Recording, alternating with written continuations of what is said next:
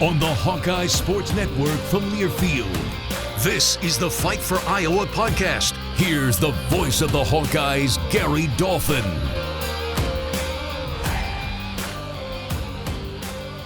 I sat down this week with a couple key components of Iowa football's offensive attack for the coming season.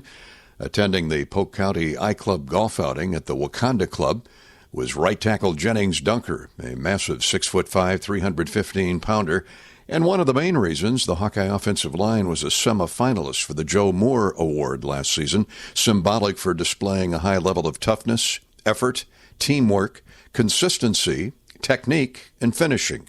The Iowa offense did all those, rushing for 200 yards plus on average in a program record 8 games, and led the Big Ten for just the 4th time rushing in program history.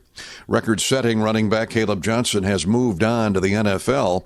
Kamari Moulton, Jazz Patterson, Ty Washington, and others will hopefully fill the gap. Dunker and center Logan Jones have received high preseason rankings from the pro scouting services. The Hawkeyes led the nation last season in fewest penalties and penalty yards per game. Jennings looks for a repeat performance. Yeah, I'm really excited. We got Cade Pieper. He was taking some reps at 1 for guard, and we got Mike Wazlinski too. He's my age. He was taking reps at guard too.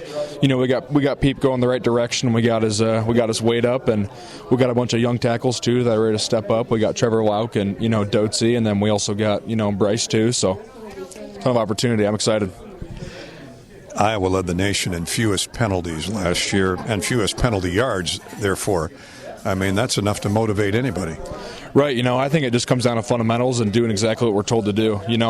Believe it or not, I'm not exactly a genius, so I just do literally exactly what I'm told to do. I try to do it to the best of my ability and try to do it to a T, and that's about it. And usually when the flag flies, it's at the foot of an offensive lineman, but how extra motivating is that, knowing that if you play clean, you're going to be in control for 4 quarters? It's pretty awesome. Nothing sucks more than having a penalty, especially when they call your name on the screen. It's like, oh, jeez, dude, it looks like it's me. So, that's pretty motivating just in and of itself to not be the guy on the big screen that they're calling a penalty on. Jennings, a new quarterback, new starting tailback. You'd love to keep Caleb Johnson around for a decade, but that's not possible. The receiver room has some new smiles in it, but it's the same system. It's the same approach with Kirk Ferentz and Tim Lester. What are you excited about in your final season as a Hawk? Yeah, one of the things I'm most excited about is playing for Mark. I've probably had, I don't even know how many quarterbacks, a lot. I had Laporta playing as my quarterback. I had some, backup running backs. I had a lot of different quarterbacks, and I think Mark is the thing that I'm most excited for this season. And I'm also excited for these young running backs. I'm ready for them to get a good shot and see how they rip it and, see Jazzy flying around the field. And, especially with these wide receivers, too. These guys are athletic, and they're huge, and they're fast, and they're, way more athletic than me. So it's going to be really awesome to see them play. I was looking at that offensive line group today. There's 20 to 25 on this roster, counting the incoming players. And I think George Barnett doesn't get enough credit as the O-line coach. But this group looks as healthy and as talented as I can remember. Coach Barnett is probably my main factor in just loving Iowa so much, Between a bunch of us, if we had the opportunity to go to the next level or, something else, we would have all collectively agreed to stay just because of Coach Barnett and playing for him and just understanding the kind of man he's going to build you into and why that's so important over anything else that you can be offered. With road grader Dunker plowing paths, Iowa rushed for 197 yards on 38 attempts a game. That's the most since the Orange Bowl Big Ten championship season of 2002. Brad Banks was the quarterback on that team. Mark Gronowski is ready to assume control of this year's offense. The 6'3", 230-pound senior guided South Dakota State to a pair of FCS national titles. He's thrown for over 10,000 yards and scored 130 touchdowns. After minor shoulder surgery this spring, Gronowski is 100%, on pace to be under center opening day. Way above what I'm even expected to be at right now, which is awesome to see. Throwing has been great with all my teammates and with all the receivers, the tight ends. They've been making great strides this year, and it's been really fun to see. And hopefully we can continue to just build that connection throughout this summer and lead into fall camp.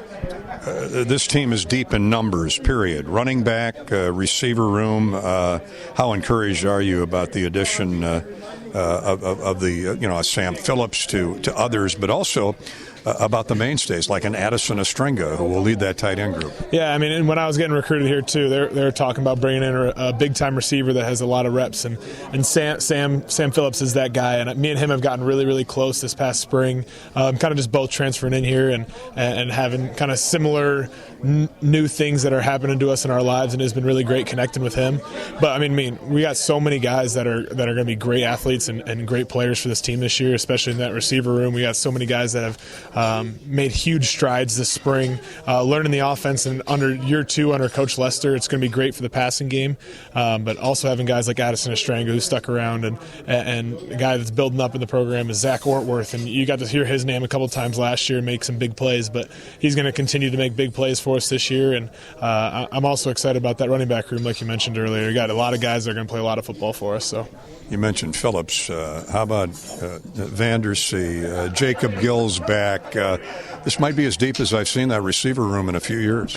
Yeah, and I mean, I'm getting close with a lot of those guys. And just like you said, I mean, even KJ Parker, he's going to be a guy that has made a lot of plays throughout spring ball, and even in the spring game with a limited amount of reps we ended up having in that game, he made some big plays there too. So expect a lot of new faces and a lot of new names, and it's going to be a really fun year in that room. Okay, you're not an unknown to Big Ten defensive coaches watching you at South Dakota State. They've got plenty of tape to scout from your days as a Jackrabbit. What's been the most important part to you personally in your transition from FCS to the Big Ten in Iowa?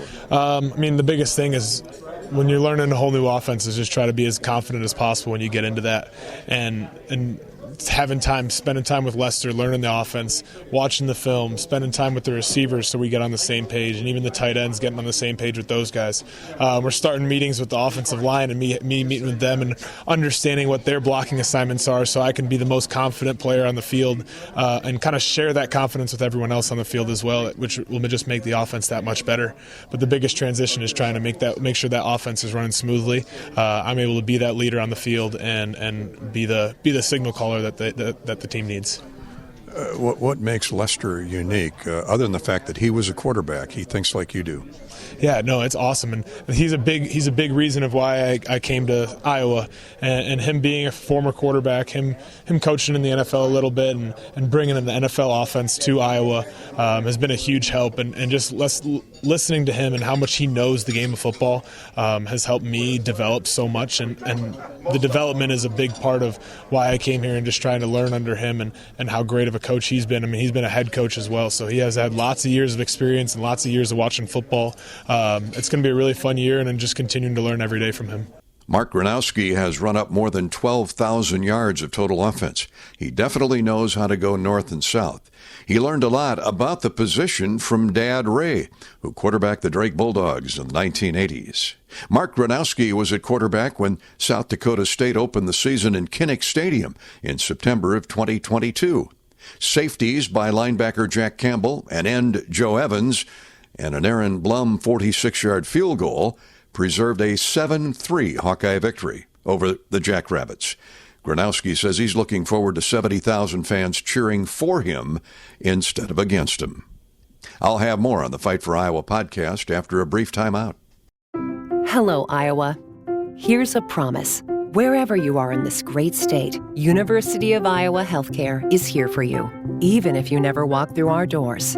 Educating, caring, leading research, sharing our expertise with all. Because we believe that UI Healthcare is here to make all of Iowa better. UI Healthcare, changing medicine, changing lives. Visit uihealthcare.org. This is the sound of grilling season. It's time to get back to cookouts, to gathering with friends and family, and making memories. And with HyVee's lower prices on thousands of items all over the store, you can still get the best quality meat and everything else you need for your barbecues at prices that will make you smile. Get back to grilling for less, with a little help from HyVee. The silly moments, the proud moments, even the hard moments, they're what make life remarkable. And they're why Wellmark Blue Cross and Blue Shield is here for every moment. committed to making healthcare better, more affordable, with more choices for care, and service and coverage that give you peace of mind no matter what comes your way, so you can show up for every tender moment, every brave moment, and every wouldn't miss it for the world moment, knowing that Blue is here for you. Go to Wellmark.com/every moment to find a plan right for you. There's a new head Hawk in town. Ben McCullum is entering his first season as the Iowa men's basketball coach. McCullum is striving to continue his winning ways in Iowa City.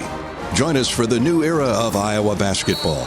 Reserve your season tickets for the 2025-26 season today.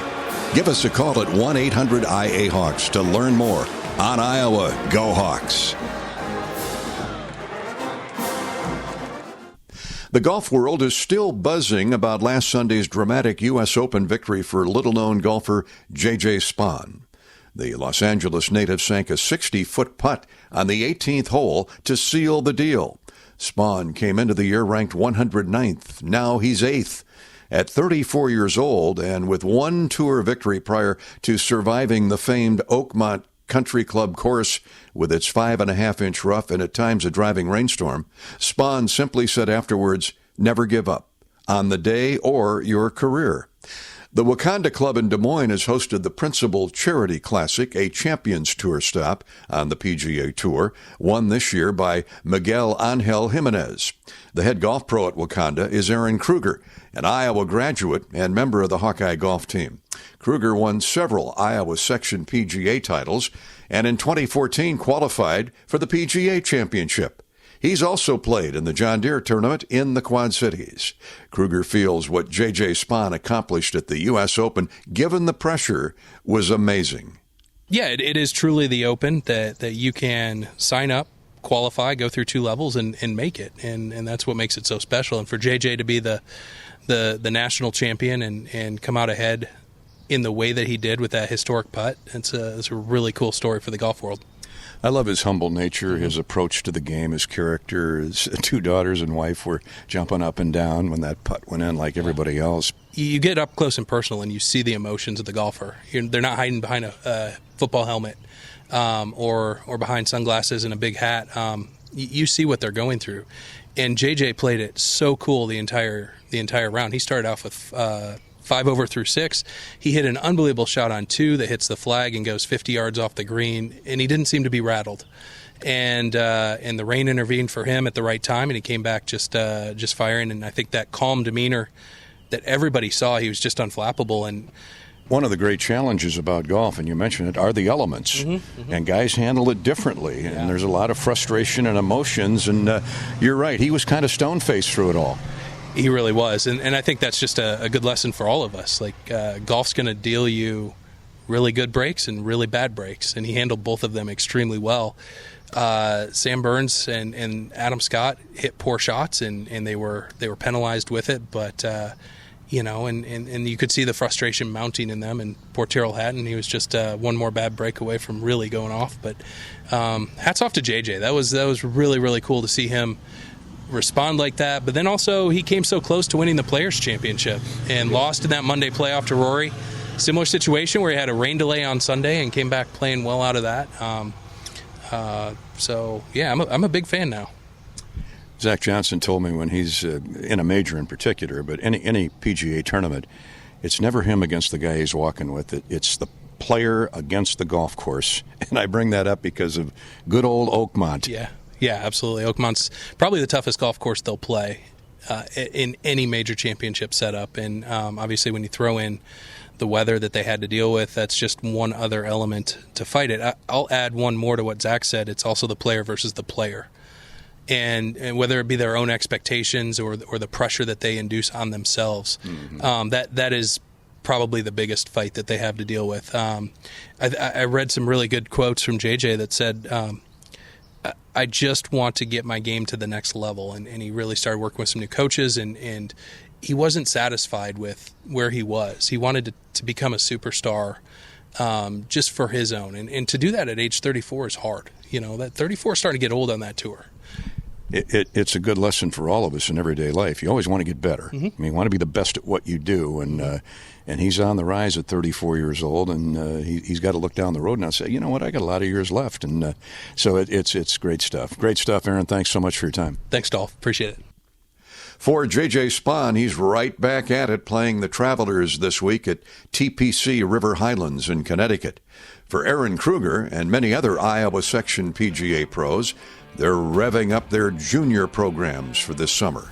It's a great way to occupy your youngster or grandkids' time. Sign them up. I'm Gary Dolphin for the Fight for Iowa podcast. Thanks for listening. You've been listening to the Fight for Iowa podcast. Hawkeye fans, remember to hit the subscribe button on your favorite podcast app. Once you become a Fight for Iowa podcast subscriber, you'll automatically receive the latest episodes of the Fight for Iowa podcast, the Hawkeyes Voice podcast, Hawk Talk replays, exclusive game day content, and more. Until next time, on Iowa, and go Hawks! The preceding has been a Learfield presentation on the Hawkeye Sports Network.